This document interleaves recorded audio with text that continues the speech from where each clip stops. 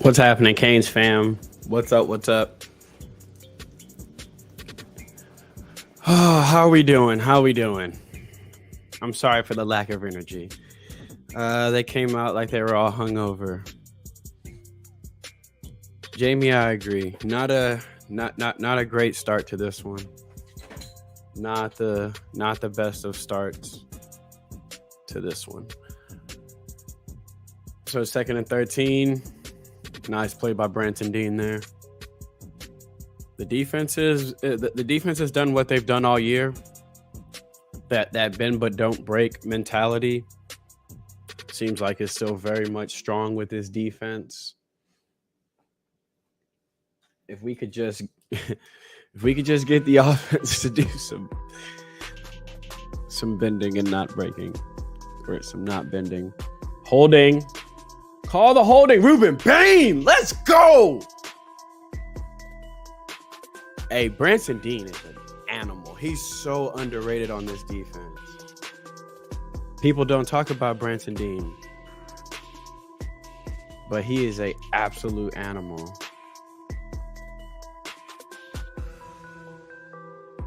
So we will have a couple guests joining me. The You Heard Boys might pop in. I'm not sure if they are. Depends. All right. 10-13 at half for War Beast. May he rest in peace, Captain America. I will. I guess I'll address that at the end, so we don't get all sad. But rest in peace to Captain America. You are missed, my friend. Dearly, dearly missed. I would love to talk about this first half with him right now. Yeah, Torres, he does not look good. Bye-week TBD on the field. He does not look good so far. 6 of 10, 55 yards in the interception. The defense looked a little shaky to start the game out. But the front four and the front seven has just they woke up in a huge way. It's just, man, this offense needs to get rolling. It just feels so stagnant. It feels like it lacks imagination right now.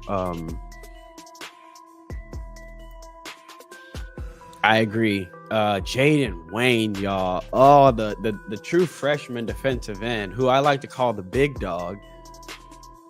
Just absolutely beasting. Me and his pops were DMing each other back and forth, just like talking about his plays as they were happening, because he had that drive. Jaden on the very first play, I think it was, got like the half sack with Bane, and on the second play, he shows the incredible bend and the change of direction and to come back and get the shoestring tackle on the quarterback, which I don't know if they go back and look at that, it might be a sack too, but another great play. And then on the third down, him and Bane meet at the quarterback. Just absolutely terrific. But this is called Chalupa and Friends for a reason. It's not just Chalupa, it's and friends. And my first guest joining me for today's halftime live stream is my guy from 305 Sports Now, Will. Thank you, CB.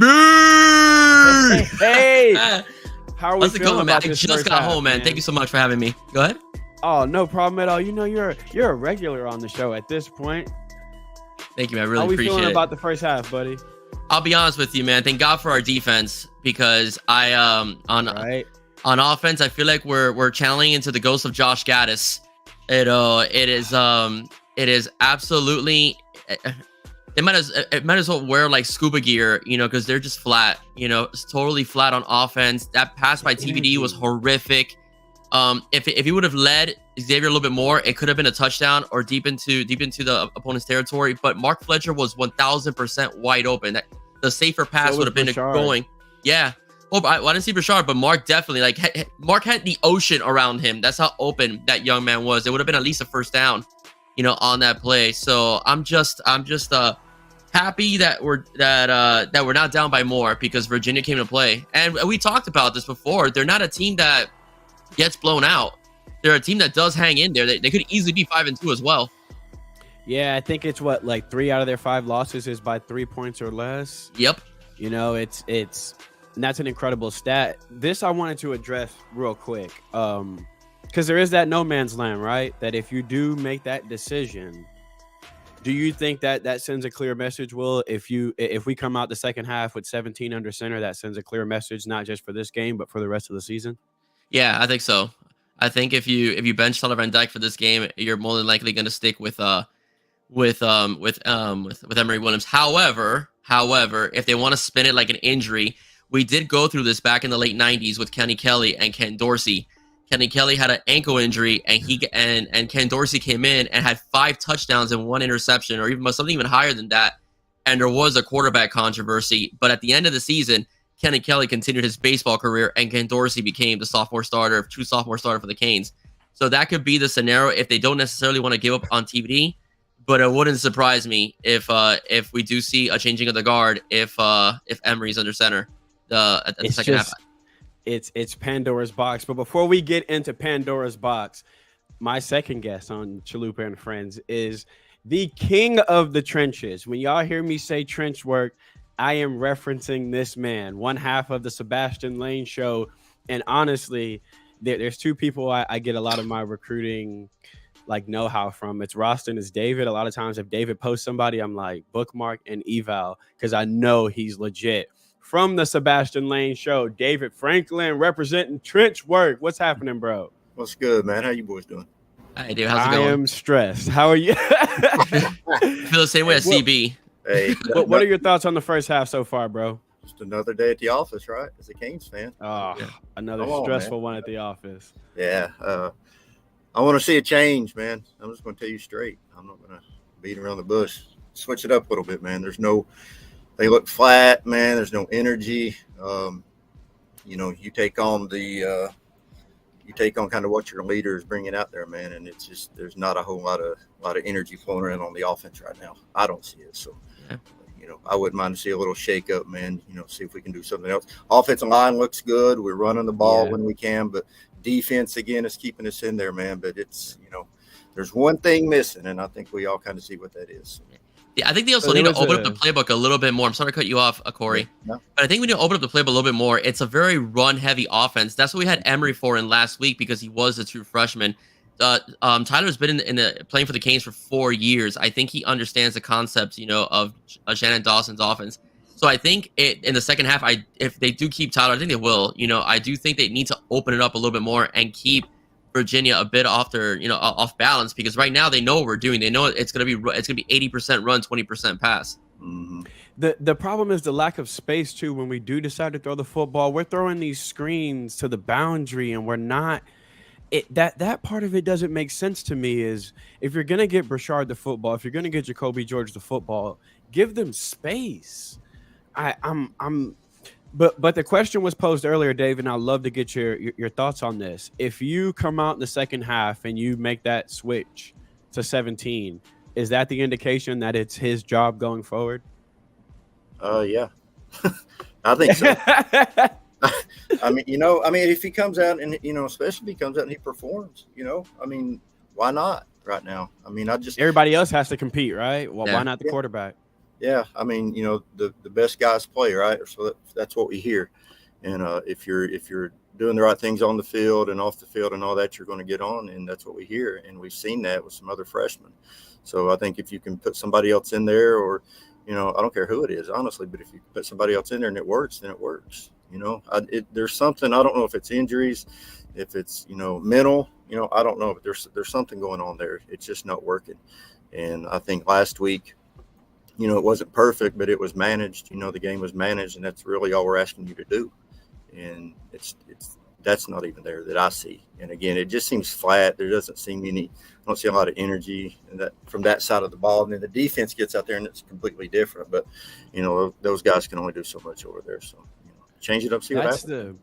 That's the weird part about it, is just a lack of energy, the lack of. David just put the perfect word is flat. They just feel flat. Yeah. And then, like he said, then you see the defense go out there and they look like they're their heads are on fire. Yeah. And they did struggle a little bit with the tempo. So that's discipline. The suggestion there is just to be disciplined. A lot of times, because tempo gets you thinking too fast, you're thinking and not reacting instinctively, and you just get caught off guard. A lot of times, tempo works earlier in the game too, because your adrenaline is pumping.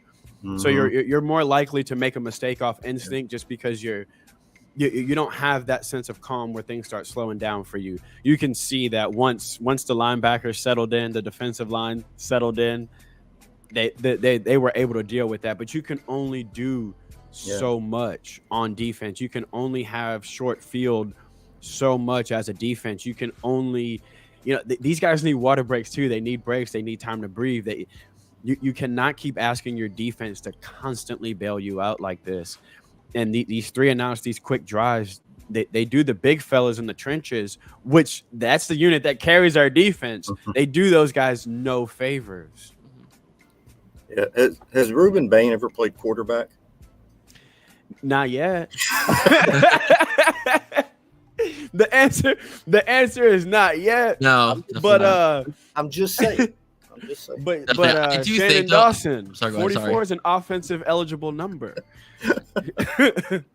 I think speaking of tempo, they're doing. I think we should use more tempo on other teams as well. I think that would help TVD, get some passes in as well.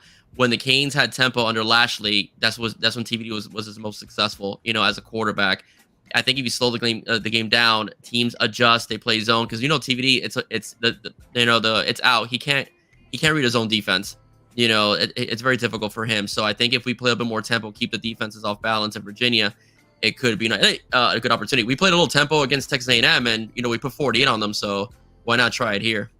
That's the question here. Do you guys feel like Shannon Dawson his offense has lacked creativity because he understands the deficiencies he has with 9 at the moment? Because we're seeing a different style of Shannon Dawson.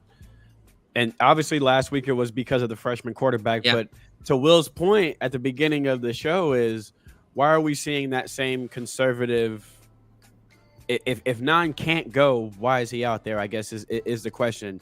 Because I get the question from the fans going, what is Dawson's play calling right now? But you can only cook with the ingredients you have. Do you think TVD's deficiencies is part of why we're not seeing the creativity? Unless he's more hurt than is being led on to be. But if he's that hurt, I don't think he'd be out there. How do you bench him for Clemson and then put him out there against Virginia the very following week? I really don't know what. I mean, Mario's very close to the chest. He really doesn't reveal a lot to the media. But I mean, Shannon Dawson's offense seemed more creative to me, in the beginning of the season than it's looking right now, the last 2 or 3 weeks. But I do know this, looking at who he used to coach in the past and who he coached last year at Houston. I think he likes a dual threat quarterback a little bit more than a statue. And Judd Anderson, who's coming in next season, and Luke Nickel, who you're very good friends with, CB. Luke Nickel My guy. is another quarterback that's very mobile. So I think they fit more the schematics of Shannon Dawson than, let's say, a traditional pocket passer like Tyler Van Dyke. Yeah, I would definitely like to see somebody that can move around a little bit. You don't have to, do it all with your legs, but just have that threat and be able to extend some things and, make some things happen when it's not there. And I don't think you've got that. And I thought before the game, they said TVD said he was like 90% or something like that. I think I saw. So, I mean, he's saying he's not fully healthy. And even when he has been supposedly healthy, we've had issues. So, there's something going on. I think a lot of it's mental, honestly.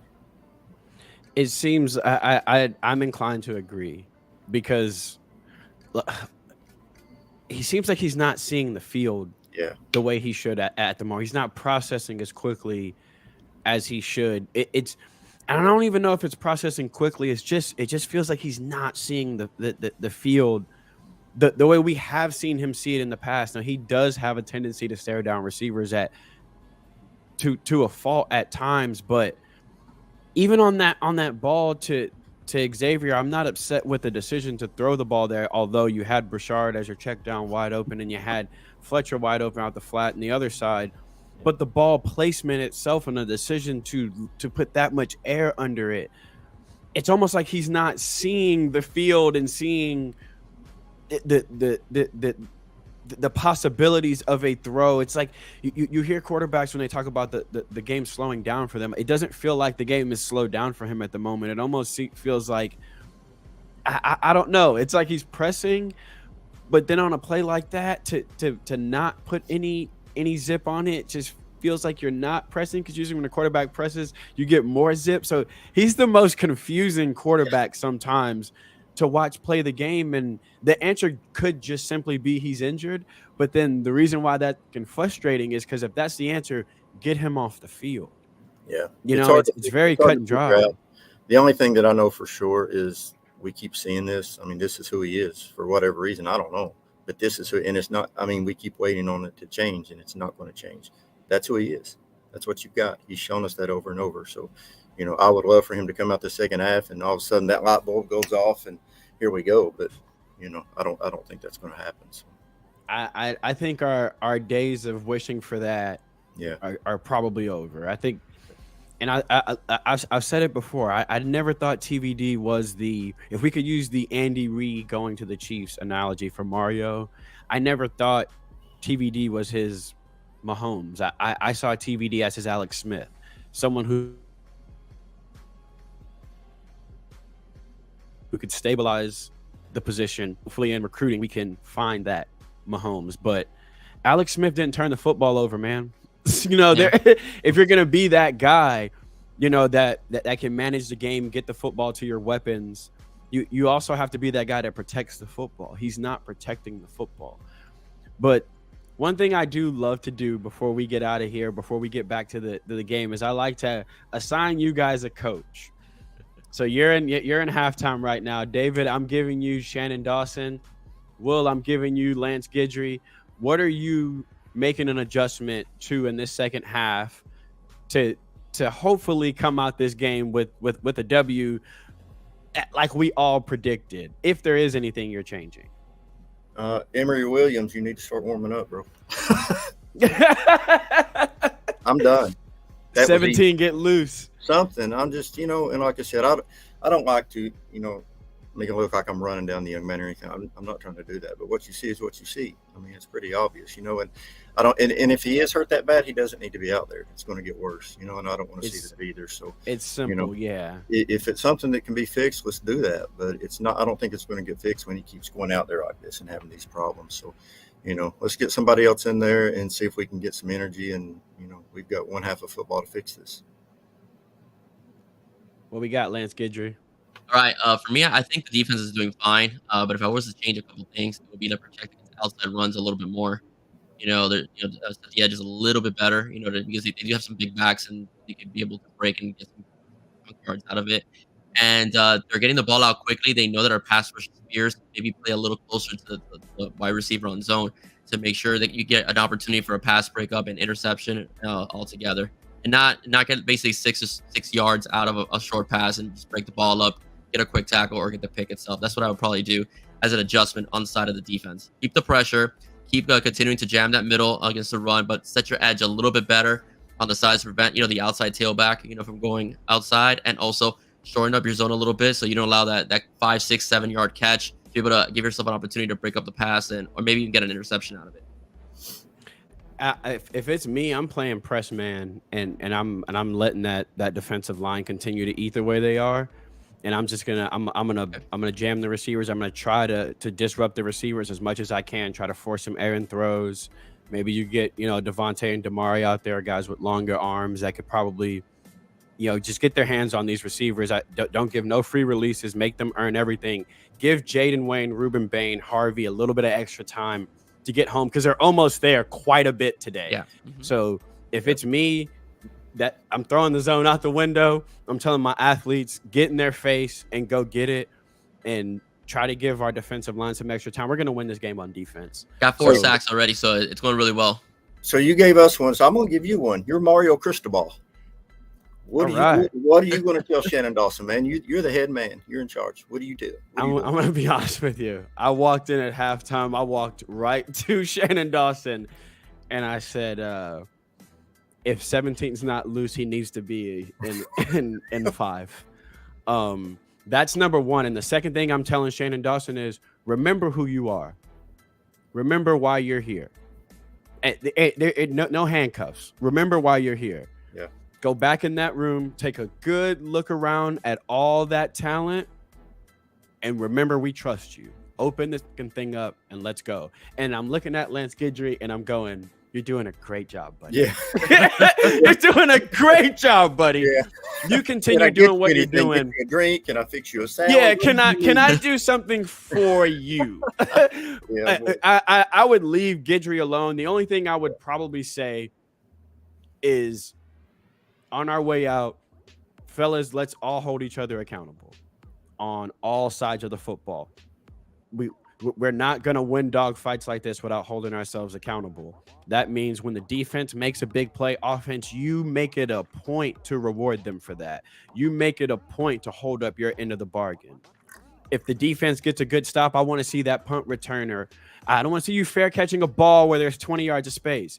You reward the defense with giving you that much space on a punt return flipping field position. I want to see every phase hold themselves accountable. That's how you win a game like this. The energy is low, so everyone needs to pull from each other right now, which means everyone pull from the damn defense right now. That's where the energy is. Yeah. Everyone pull from the defense. Yeah. But that's all the time we have now. The kickoff is about to start. Before we go, I do want to address something.